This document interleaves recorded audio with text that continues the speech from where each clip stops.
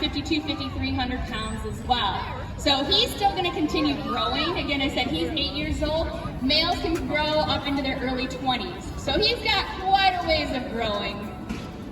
So he's going to surpass Shouka if he has not already. Now, there are a lot of different types of sessions that we offer to whales. We use an acronym HELPER to help remind us what they all are. The first one is husbandry. Husbandry are behaviors that allow us to help keep them healthy. So you saw us working one of those husbandry behaviors with Orchid. We have E for exercise. Just like with all of us, the whales need to get exercise too. So we want to make sure we can offer that for them. L would be learn. We want to make sure that we continue to stimulate their minds, so we want to continually teach them new behaviors as well, so we want to have those learn sessions in there. P is play. Just like us, sometimes they just want to play. So we want to offer them those play sessions, and those play sessions really help us build our relationships, which brings us into R, which is relates, which is where we're just getting to know the whales. As a new trainer, relates are going to be the main sessions that you do with the whales, because you want to learn the whales, you want the whales to learn you. So we want to build that strong relationship. Those strong relationships are what allow us to do all of those husbandry behaviors to help keep them healthy. And then we have one more P, which is our presentations, which we have at 2 o'clock. This is kind of like a presentation right now as well. So what Shouka is working on is what we call an underwater pod swim. So a pod swim is where they swim around the surface of the water, just all the way around to their environment. What we're looking for Shouka to do now is do that same behavior, swimming all the way around, but we want her to be underwater. Having them hold their breath is actually really good exercise for these guys.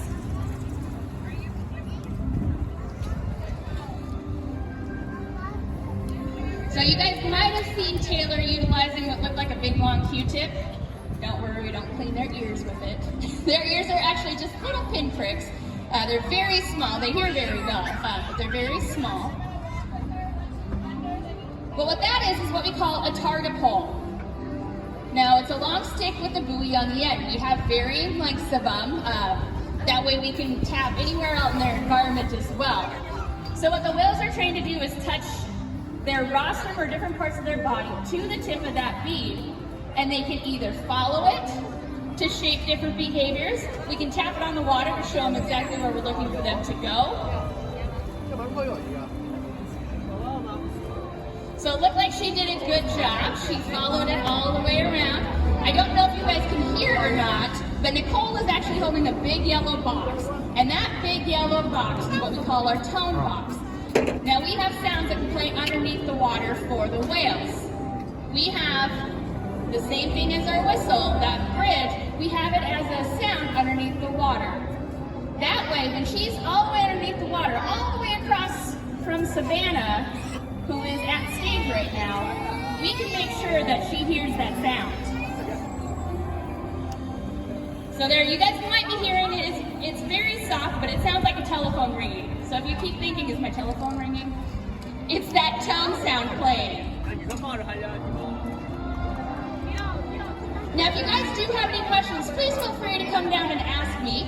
This is just kind of a fluid presentation. We're going to just continue training different behaviors. You guys are welcome to stay as long as you would like. You're welcome to go and enjoy the park whenever you would like as well. But again, I'm down here to answer any questions that you guys might have.